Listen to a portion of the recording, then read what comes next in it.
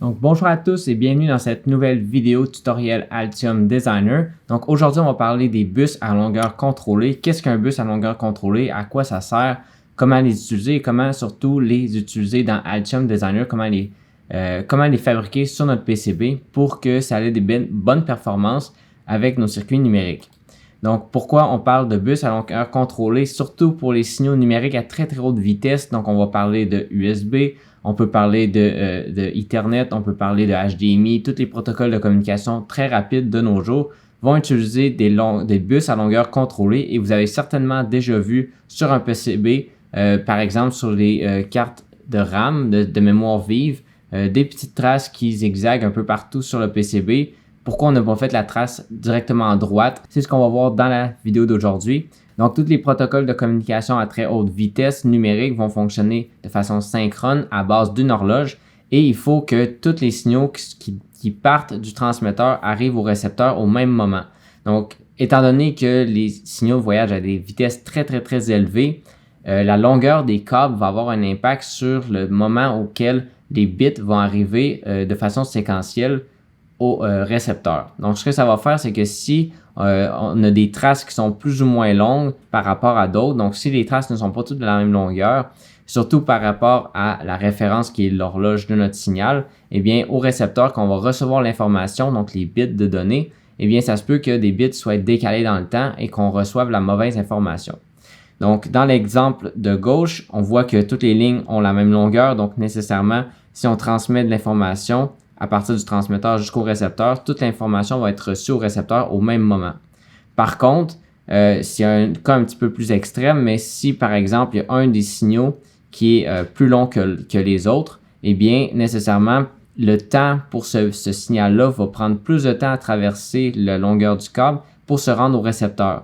Ce qui va faire que lorsqu'on va échantillonner les bits à la réception, eh bien il se peut que le bit sur le signal le plus long n'ait pas eu le temps de se rendre au récepteur. Donc, tout ça s'applique aux communications numériques très, très haute vitesse. Il faut savoir et garder en tête que les bits vont voyager à des vitesses très, très, très élevées. Et il se peut même qu'à des vitesses de communication très élevées, on ait plusieurs bits qui se propagent sur la même trace au même moment. Donc, c'est un petit peu plus particulier et on ne voit pas tout à fait ça quand on utilise des protocoles très basse vitesse comme le UART, etc. Donc, on va avoir un seul bit à la fois, un seul état sur le bus. Par contre, quand on voyage à des vitesses très, très, très élevées, les bits peuvent se retrouver. Il peut y avoir une séquence de bits qui se retrouve sur la ligne de transmission, sur nos fils, et que cela peut avoir un impact si les fils n'ont pas toute la même longueur. D'où l'intérêt d'avoir un bus à longueur contrôlée ou tout simplement une trace ou une ligne de transmission à longueur contrôlée. Donc, au niveau de l'échantillonnage au récepteur, c'est quoi l'impact du timing en fait? Comme on peut voir à gauche, c'est le cas idéal, comme sur le cas de gauche avec les câbles qui sont tous de la même longueur. Si on avait à faire l'échantillon au niveau de la ligne orange, pointillé orange, eh bien, toutes les bits sont reçus au même moment. Par contre, si on regardait un exemple, par exemple l'exemple de droit où on a une des traces qui est un petit peu plus longue que les autres, eh bien, lorsqu'on arrive au moment de faire l'échantillon, eh bien, à ce moment-ci, on sait que la dernière ligne ici, le câble est un petit peu plus long, ce qui veut dire que le signal va prendre un petit peu plus de temps à arriver au récepteur. Donc, ce délai-là, en fait, il va faire qu'on va lire une valeur erronée au récepteur parce que le bit ne sera pas arrivé à temps. Donc, par exemple, vous pouvez voir que le résultat devrait être 001011 alors que nous, on reçoit ici à droite plutôt 001010. Donc, le dernier bit est erroné et tout ça est dû tout simplement à cause de la conception matérielle parce qu'il y a un des fils qui est plus long que les autres. Donc, vous avez certainement déjà vu ce genre d'application-là sur des circuits imprimés. Vous avez peut-être déjà demandé à quoi ça pouvait servir, tous ces petits zigzags qui sont là sur les traces, pourquoi on n'a pas fait simplement les traces les plus courtes possibles. Eh bien, c'est justement pour ça. Pourquoi? Parce que, par exemple, la trace qui est de gauche extrême ici, qui monte et qui va sur un autre trace ici, eh bien, cette trace-là est beaucoup plus longue que la trace centrale qui est ici. Donc, il faut nécessairement allonger la trace du centre pour qu'elle corresponde à la même longueur que la trace à l'extérieur ici. Donc, oui, on allonge les traces. Par contre, c'est beaucoup mieux d'allonger les traces et d'avoir toutes nos traces de la même longueur que d'essayer de minimiser la longueur des traces et d'avoir des traces plus longues et plus courtes. Donc, c'est toujours dans les signaux numériques à haute vitesse. Oui, on veut avoir la longueur minimale pour les traces, mais on veut aussi respecter la longueur de ces traces-là, qu'elles soient le même, surtout pour tous les signaux qui vont être regroupés et échantillonnés par le même signal d'horloge. Donc, le signal d'horloge aussi doit nécessairement avoir la même longueur que les autres traces sur le bus pour que l'échantillonnage, comme on a vu ici, se fasse tous au même moment. Donc, maintenant, on va aller directement dans Altium Designer. Je vais vous montrer comment utiliser les outils disponibles dans Altium, comme l'outil X-Signal qui nous permet de faire les traces ondulées comme ça au lieu de les faire à la main. Donc, il existe un outil super simple d'utilisation et super pratique pour faire ce genre d'application-là. Donc, je vais vous montrer comment l'utiliser et on va faire un exemple directement dans Altium avec un projet que j'ai déjà utilisé par le passé. Donnez-moi quelques instants pour vous parler du partenaire de la vidéo d'aujourd'hui, Altium. Donc, Altium nous fournit le logiciel Altium Designer qu'on va voir dans la vidéo d'aujourd'hui. Et le logiciel nous permet d'avoir une multitude de fonctionnalités professionnelles pour la conception de nos circuits imprimés. Donc, que ce soit des circuits professionnels ou des circuits amateurs pour nous-mêmes, pour nos projets personnels, Altium, c'est vraiment l'outil idéal parce qu'il comprend toutes les fonctionnalités qu'on peut faire des circuits haute vitesse, des circuits radiofréquence, des circuits basse tension, des circuits plus haute tension avec des gros courants. Donc, tout ça est possible avec Altium Designer. Différents outils sont disponibles pour concevoir les différents circuits. Et aussi, Altium incorpore l'outil Octopart. Donc, c'est un outil génial pour faire la recherche de composants en temps réel. Ça nous permet d'intégrer nos listes de composants et de trouver le meilleur prix pour chacun des composants selon la disponibilité sur le marché. Et ça nous permet de voir l'historique aussi des prix de ces composants-là à travers le temps. Donc, vous avez la chance d'essayer gratuitement le logiciel Altium Designer par vous-même et le lien est dans la description. Cliquez sur le lien, faites votre inscription pour faire votre essai gratuit de 1 mois avec le logiciel Altium Designer. Et de notre côté, on va continuer avec le logiciel justement pour faire nos traces à longueur contrôlée.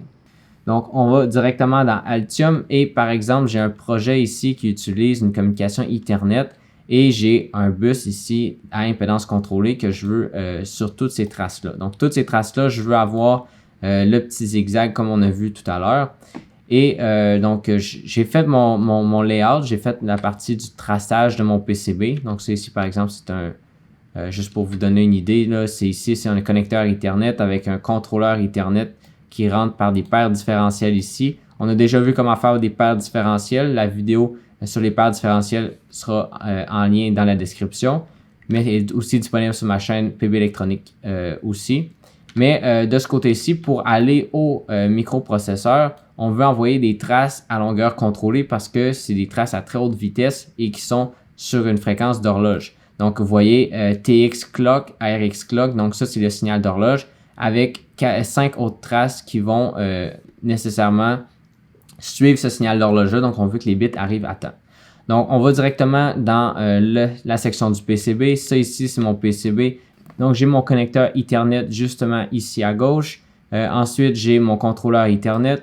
J'ai quelques résistances, donc les résistances qu'on a vues ici, donc R37, R42, R43 jusqu'à R50. C'est les résistances que vous voyez ici, tout le long vertical et horizontal. Et ensuite, vous voyez, il y a quelques lignes ici qui vont au microprocesseur ici, qui ont toutes des longueurs contrôlées. Comment j'en suis arrivé à ce résultat-là? Comment on fait pour ajouter des lignes à longueur contrôlée comme ça? On va utiliser l'outil X-Signal. Mais avant tout ça, il faut regrouper toutes les traces qui doivent avoir la même longueur sur une même classe qu'on va appeler, donc sur un même regroupement. Donc pour ce faire, on va dans l'outil objet ici. On peut l'ouvrir avec les panels ici, donc objet PCB. Donc, et à partir de là, on peut se créer une classe. Donc pour créer une classe, on clique droit ici, ajouter une classe.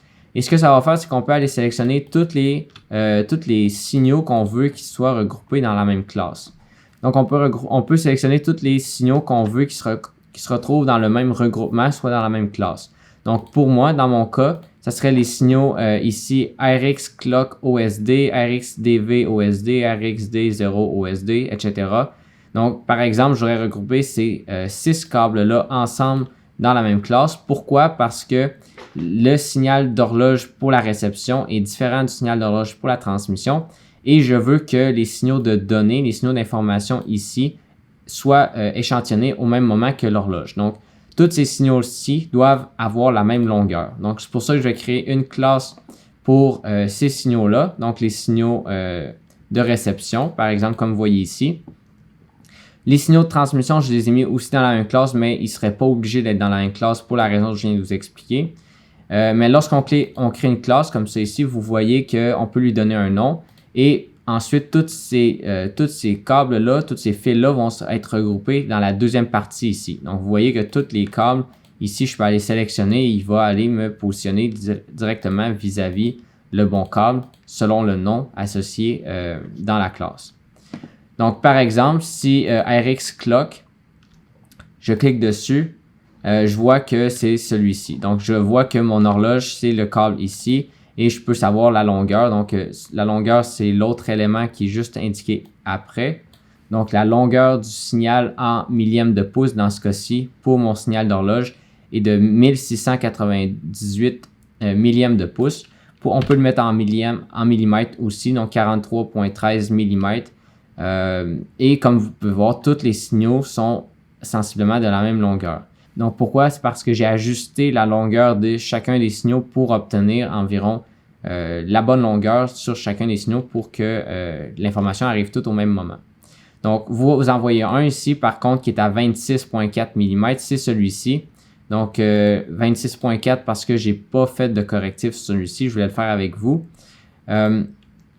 Donc, mais tout ce qu'on fait essentiellement, c'est qu'on commence par tracer le câble. Donc ici, par exemple, j'efface ça ici, j'efface ça ici.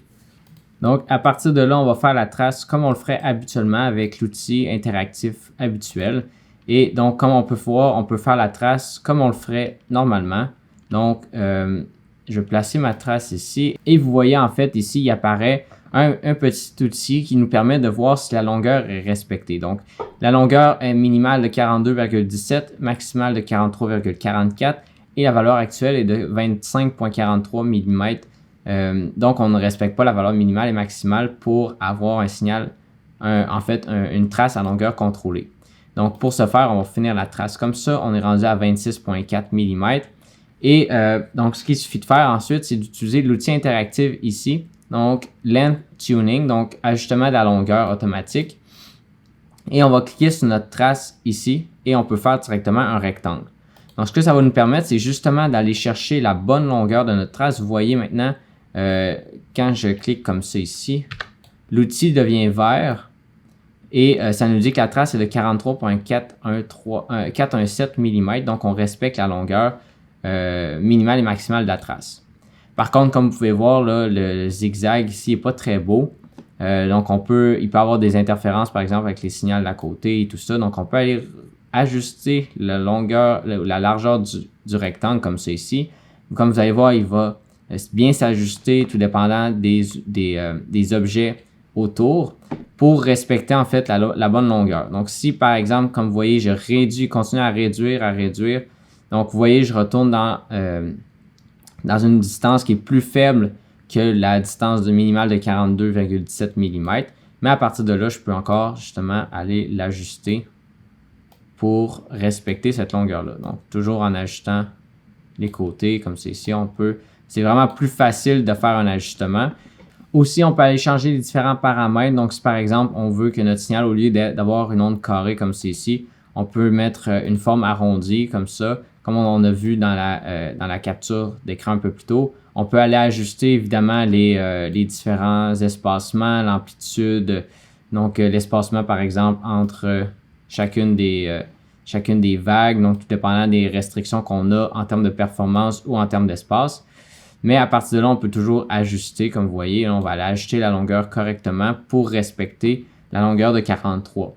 Donc, vous voyez que maintenant, tous les signaux qui se retrouvent, donc tous les signaux qui sont ici, respectent la longueur d'impédance contrôlée de mon système. Donc, nécessairement, je sais que dans ce cas-ci, quand je vais envoyer un signal numérique, l'horloge, la réception des bits va être faite avec le signal d'horloge et la réception va se faire au bon moment puisque chacune des traces a la même longueur.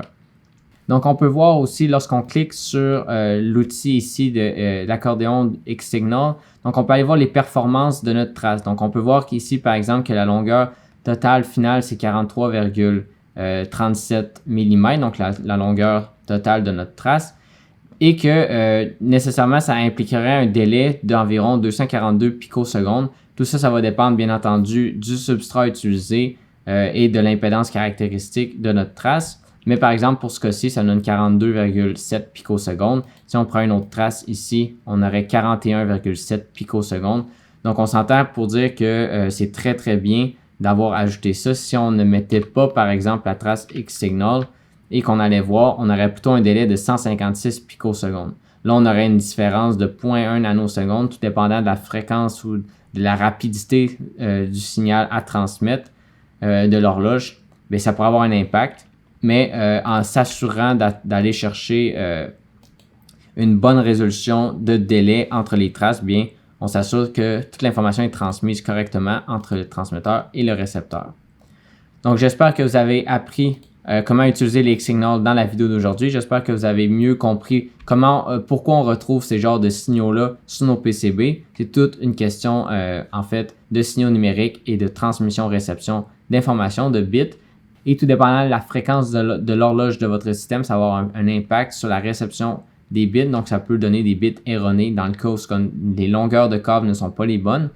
Donc, c'est des aspects à tenir en compte lorsqu'on fait de la conception à très haute fréquence, à très haute vitesse numérique. Et finalement, j'espère que vous avez aimé la vidéo d'aujourd'hui. Cliquez sur j'aime si vous avez aimé. N'oubliez pas de vous abonner à la chaîne et n'oubliez pas d'aller voir aussi sur ma chaîne PB Électronique plusieurs autres vidéos tutoriels avec Altium, d'autres vidéos avec des projets, de la théorie sur les transistors, etc. Donc, rendez-vous dans la description. Plusieurs vidéos sont disponibles et on se revoit pour une prochaine vidéo. Merci.